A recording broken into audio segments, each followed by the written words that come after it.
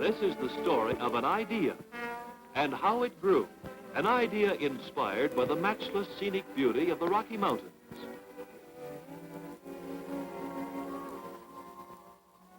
The idea was born one day in 1944 in the cab of a diesel-electric locomotive, following the shining rails which paralleled the still Colorado River through glorious Glenwood Canyon on the scenic way across America. The unobstructed view from the cab gave a new concept of travel enjoyment. The question was asked, why can't such a view be provided for all travelers? That question was answered, first on a sketch pad, next on a draftsman's table, then experimentally on a Burlington coach. The idea was adopted by the Burlington, Rio Grande, and Western Pacific Railroads in the fall of '45. Next came the General Motors Train of Tomorrow, which captured the fancy of the public in a triumphant nationwide tour. The idea demanded a fuller expression. It had to happen. It has happened. Early in 1949, the Vista Dome California Zephyr went into daily service between the Great Lakes and the Golden Gate. The Vista Dome, culmination of a dream, came home to Glenwood Canyon. The towering cliffs stand proud and strong as the gleaming stainless steel California Zephyr glides smoothly through the wonderland of the West.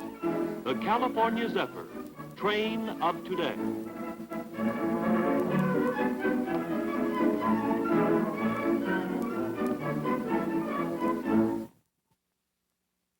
Eastern terminus of the Vista Dome California Zephyr is the great metropolis of mid-America on the shores of Lake Michigan. Chicago, a young, dynamic city as brisk and breezy as the unfailing wind off the water. From the lakefront, Chicago is one of the most beautiful cities of the modern world. The world's finest trains link Chicago to all the nation. Of them all, most modern, most beautiful, most thrilling to ride is the California Zephyr.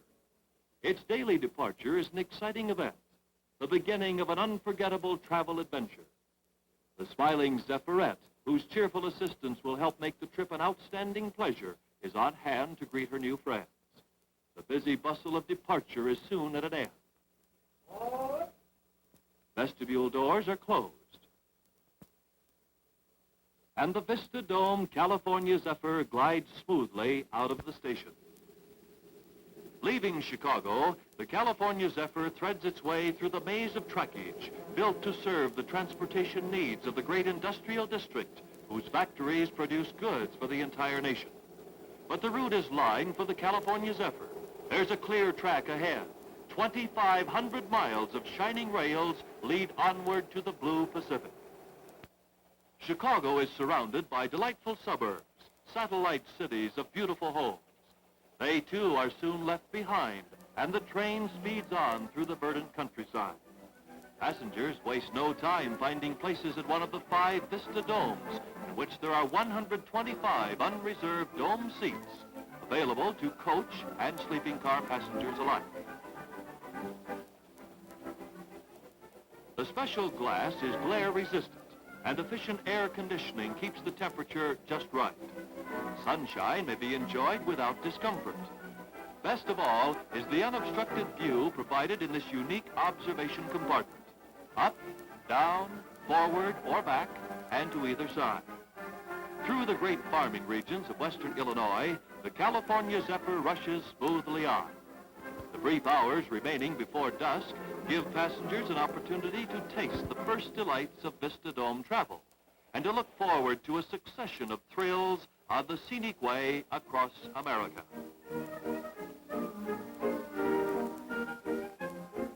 Many of the passengers who have been exploring the train have discovered the cozy buffet lounge car, a pleasant spot to relax and enjoy refreshment. In both the sip and snack lounge beneath the dome and the colorful forward section, a variety of hot and cold beverages, sandwiches, and other refreshments are dispensed by courteous waiters. Congenial arrangement, a cheerful rendezvous. Here friends may meet to share the pleasures of a transcontinental trip and appreciate the refinements that make the California Zephyr the quietest, smoothest, easiest riding train ever built. Effortless speed, smooth starts and stops, No jolting or swaying. These are due to the powerful diesel-electric locomotive and the unique unseen construction features of the cars. A new type of spring suspension, hydraulic shock absorbers, roller bearings, electro-pneumatic disc brakes, and many other hidden innovations that all add up to perfect comfort.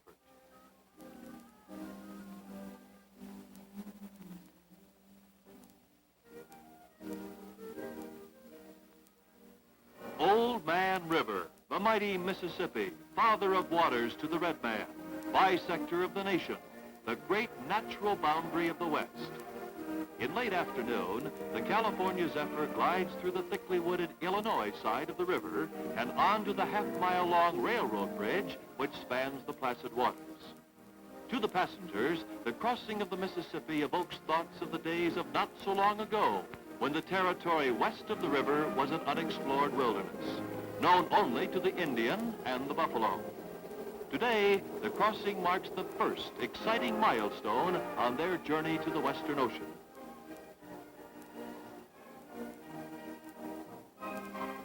A brief stop is made at Burlington on the Iowa side of the river. Then the train rolls on again, on to follow the colorful rays of the setting sun. Vista Dome travel during the moonlit evening hours is another new thrill. A succession of red and green signal lights flash by to beckon the traveler onward. The luxurious observation compartment in the gracefully rounded end of the rear car is another popular spot of the evening. Modern fluorescent lighting is soft and glarious, yet ample for reading.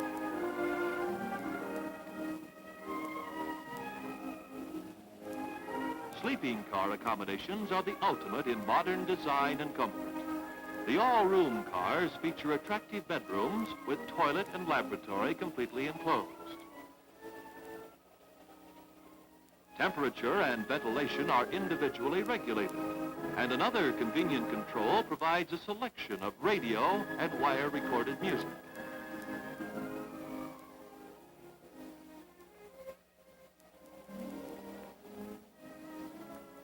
Two adjoining bedrooms may be opened together to provide a bedroom suite, the most spacious and luxurious sleeping car room yet devised. Coach passengers, too, in their individually assigned seats, find unexcelled nighttime comfort. Retractable leg rests and reclining chair backs invite restful slumber. California Zephyr bedrooms are easily and quickly converted from comfortable daytime lounging compartments to restful sleeping rooms. The foam rubber cushioned chair folds out of the way. The bed folds down from the back of the settee, and the job is done. For double occupancy, another bed pulls down from the ceiling to form an upper berth.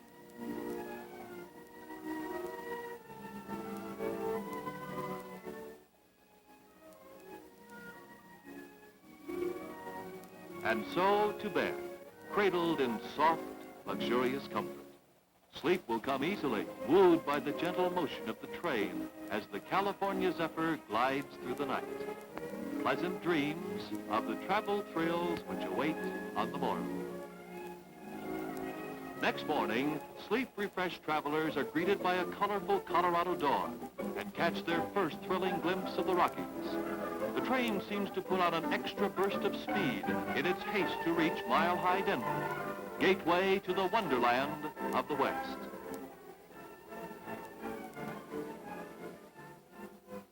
Before entering the Denver station, the California Zephyr passes through a unique washer, which gives it a thorough scrubbing.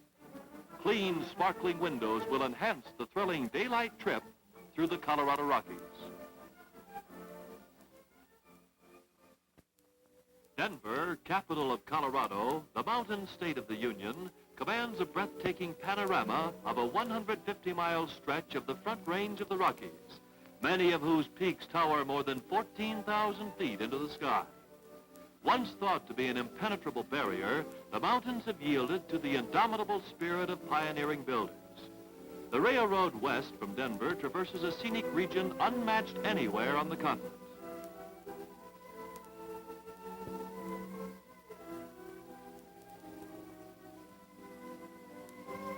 From Denver's Union Station, the California Zephyr begins its thrill-filled daylight trip through the Rockies.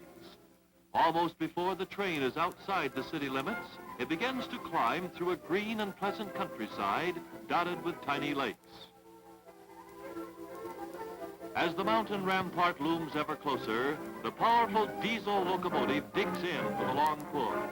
Within the next 50 miles, the California Zephyr will reach an altitude of more than 9,000 feet above the level of the sea. The train makes a sweeping double horseshoe curve to gain elevation, then angles up the face of the range and into a tunnel, first of 44 it will pass through today. Emerging, a magnificent view of the Great Plains to the east spreads out below, stretching away to the far distant horizon. A succession of tunnels bored through solid rock gives an extra thrill to passengers in the 5 vista domes as the train climbs higher into the mountain.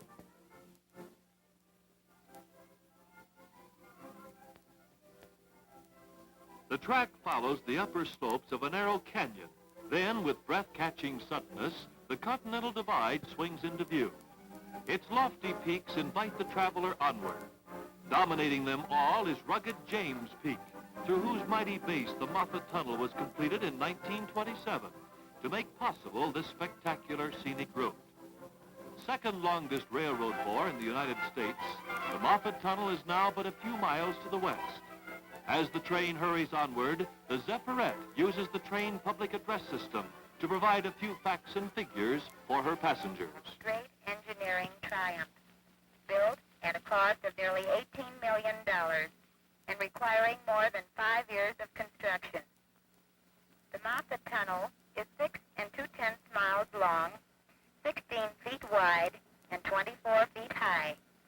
The tunnel is not on a perfect level, but slopes gently from either entrance to an apex. On the western side of the Continental Divide, the California Zephyr descends into spacious Middle Park. Passengers of the Vista Domes are enthralled by the constant procession of scenic delights.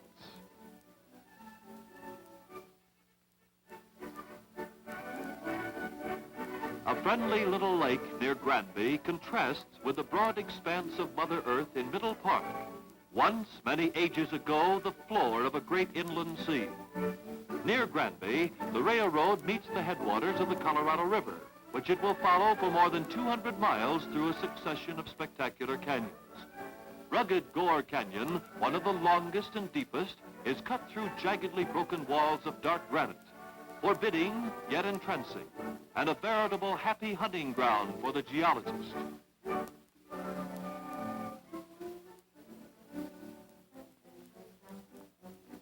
Near Orestad, the character of the landscape changes, becomes more restful. Passengers relax a bit after the awesome majesty of the upper canyons. The miles slip pleasantly by as the train follows the gentle curves of Red Canyon.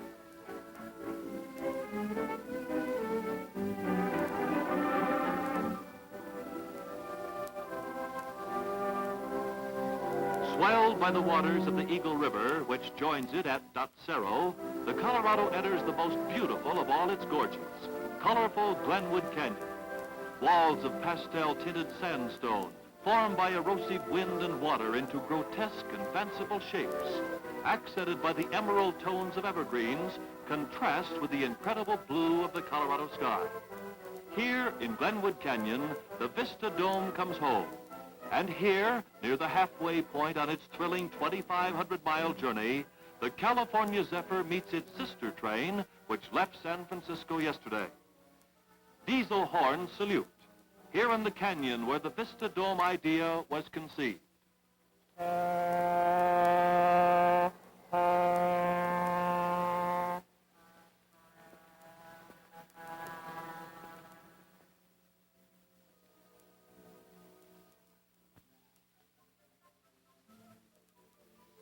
One of the great advantages of travel by train is the complete freedom to move about. Travel weariness is avoided in the roomy and comfortable coaches on the California Zephyr. Spacious windows of mist-proof, glare-resistant glass give a generous view of the meandering river. 8 18-mile-long Glenwood Canyon ends at the friendly western resort town of Glenwood Springs.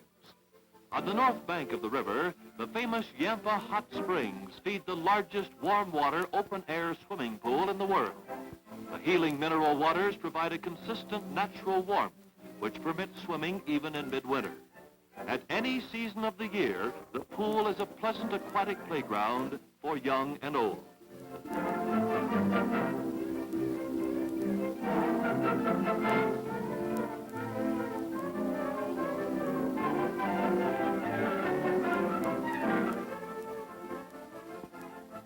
Mount Sopris stands silent in serene majesty as the California Zephyr leaves Glenwood Springs. The narrow upper canyons of the Colorado River open out in the Palisade region into a broad and fertile valley. For mile after mile, the tracks lead through orchard lands, which annually produce luscious Hale and Alberta peaches by the millions of bushels. Before leaving the silvery Colorado, the railroad traverses one more colorful chasm, brilliant Ruby Canyon. Sheer-sided walls of sandstone rim the river's winding course. After crossing into Utah, the river turns southward. The rails lead west, across the rolling Utah desert, a land of purple distances and limitless horizons.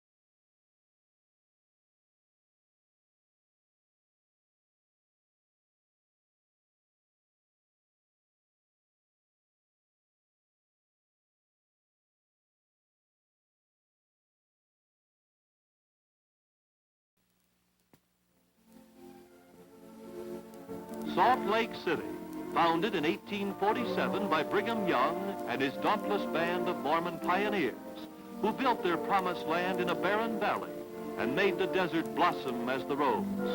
When the Mormons arrived in Salt Lake Valley, their leader signaled the end of their courageous trek with the now famous words, "This is the place."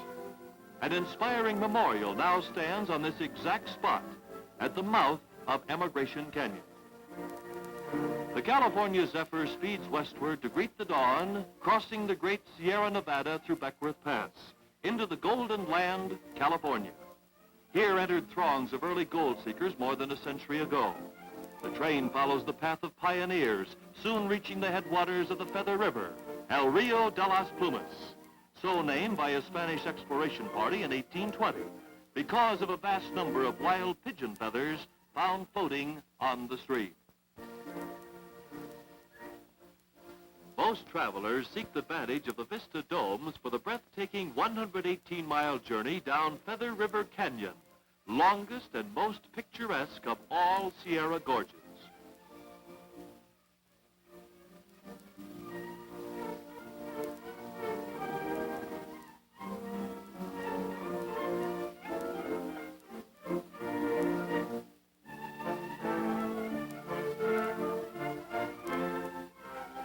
For countless centuries, the turbulent river has carved this serpentine canyon, digging ever deeper into the earth in its urge to reach the Western Ocean.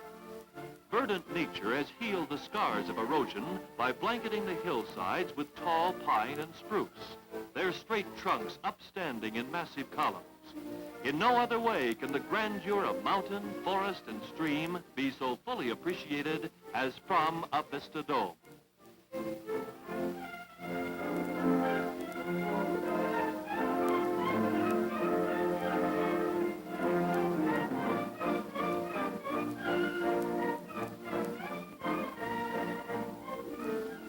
To maintain an easy grade of only 1% down the slopes of the Sierra, the railroad makes a complete circle at Williams Loop to finally pass under itself. When long freight trains traverse this route, it often happens that the locomotive passes right beneath the caboose, giving the trainman in the cupola an extra thrill.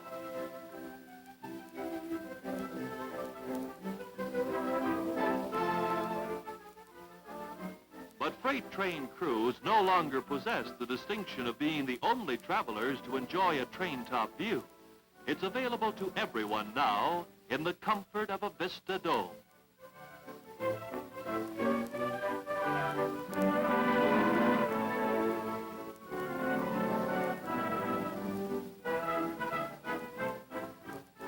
On down the winding Feather River, which, had its discoverers known what the fabled 49ers learned, might better have been called El Rio de Oro, River of Gold.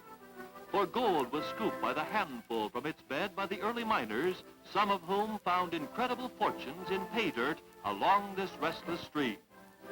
Though the placers have long since worked out, the river and its canyon today furnish a treasure of travel thrills to California Zephyr passengers. A new scenic delight awaits around every turn.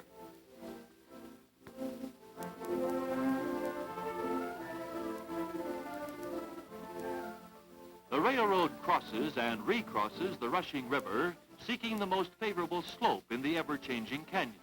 Now a narrow gorge, now broadening out, always thrillingly beautiful in its endless variety.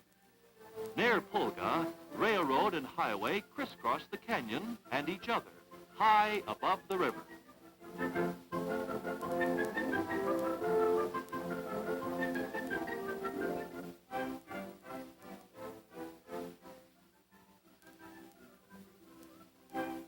The Feather River leads out onto the level plain of the Sacramento Valley.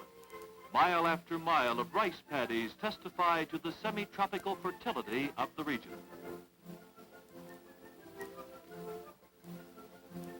Beneath the Vista Dome in the lounge observation car is another friendly rendezvous where congenial groups gather. Refreshment service is offered at all hours in quiet and restful surroundings.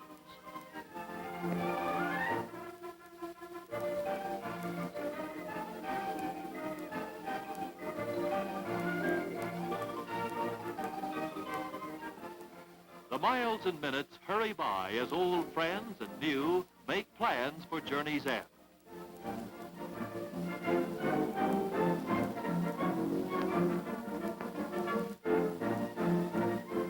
The city by the Golden Gate, incomparable San Francisco.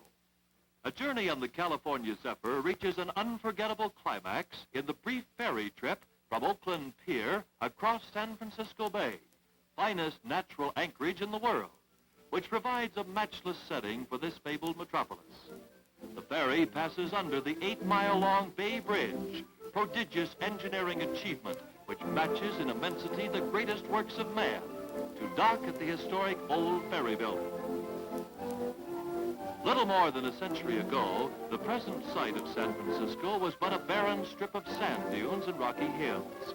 The modern city, from the twin peaks which rise in its center, present a compact picture of bustling metropolitan activity. But withal, San Francisco is primarily a city of homes which jauntily cling to its hilly slopes. Homes which reflect the friendly and cheerful spirit of the people of San Francisco. Most venerable building in the city is Mission Dolores. The original mission was established by the Anza expedition, founders of the city. Union Square, an attractive oasis of green grass and trees at the center of the city. Beneath the square is a great underground garage. San Franciscans' instinctive love of beauty and gracious living is reflected in the flower stands which dot the streets of the city, presenting an endless pageant of luxurious blossom to delight the senses. Broad and busy Martinetown, largest Chinese settlement in the world outside the Orient itself. Here, temples and tea rooms, joss houses and bazaars crowd together in Oriental confusion. The strange sing-song of Cantonese blends queerly with American slang. Typical Chinese cupola roofs top many of its buildings. In the center of the settlement stands Old St. Mary's Church, survivor of the disastrous fire and earthquake of 1906. Fisherman's Wharf, mecca of every visitor with a taste for seafood. Surrounded by restaurants of worldwide fame, the wharf is the embarkation and landing point for the city's many fishermen, and presents a colorful picture as brightly painted fishing boats tug lazily at their moorings. At the foot of crosstown Van Ness Avenue, Aquatic Park overlooks the Rock, grim and gray Alcatraz Island, aloof and forbidding in the bay. Across the Golden Gate, inlet to San Francisco Bay, through which the tides of the Pacific surge and swirl, is the 4,200-foot Golden Gate Suspension Bridge, longest single span in the world. The enormous steel towers from which the bridge is hung rest on concrete piers and rise to the height of a 66-story building. On the ocean side of the peninsula, a noted restaurant and curio shop, the Cliff House, overlooks the broad Pacific and features an offshore view of spray-drenched seal rocks where hundreds of California sea lions sport in the sunshine. Nearby Golden Gate Park, a 4-mile-long paradise, features wonders from all the world. From Holland, a quaint old Dutch windmill stands guard over that stout Norwegian sloop, the Joa, in which Captain Roald Amundsen and his hardy crew of 6 discovered the Northwest Passage from the Atlantic to the Pacific. Boating on the quiet water of the park's lagoons is a popular diversion to laze away a restful afternoon. California rhododendrons, whose giant blossoms provide a spectacular display during the late spring. A final reminder of the bounty and beauty of the favored land by the Golden Gate. Journey's end, 'neath a limitless blue dome of sky. From the Great Lakes to the Golden Gate, across the scenic heart of America, to the golden land of the shores of the blue Pacific, a matchless travel thrill on the Vista Dome California Zephyr.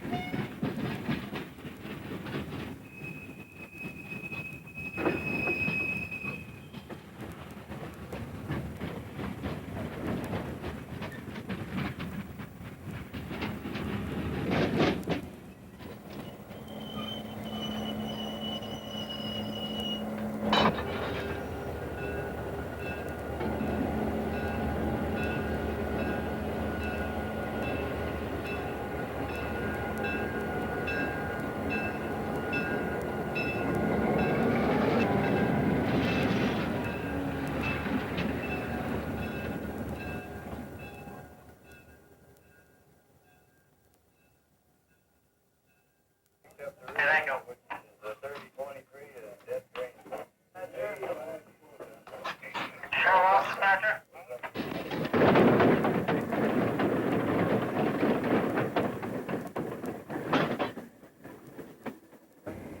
Countless electronic signals mark its passage. Berlin Northern Alliance Dispatch, you're calling extra 177, extra 5381 west, over.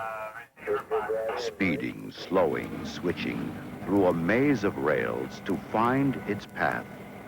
A giant's path that cuts across our world.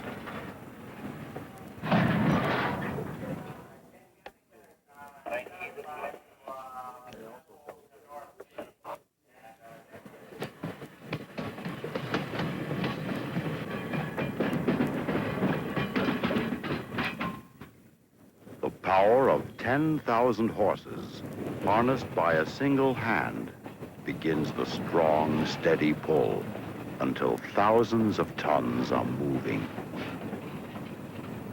Lumber and coal, grain, steel, oil, and chemicals. An incredible mass of weight and force rolling down a steel path to destinations across a continent.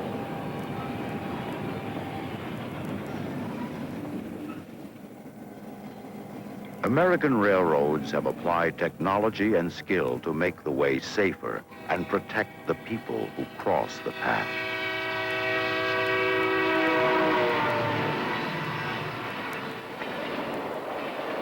For 1,000 tons in motion can't be deflected or stopped in a moment. And where people cross the path, the moments come.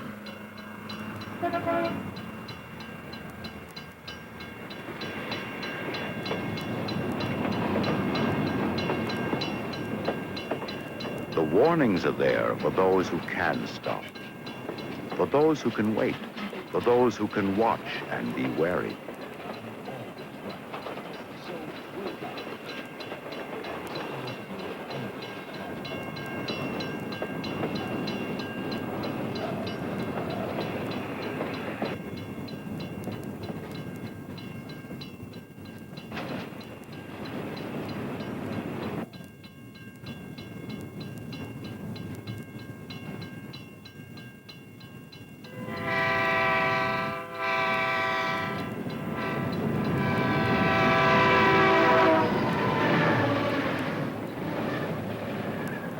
Most crossing accidents happen in daylight with good visibility, dry pavement, and low vehicle speeds. They are the cost of a moment's daydream, an instant of impatience.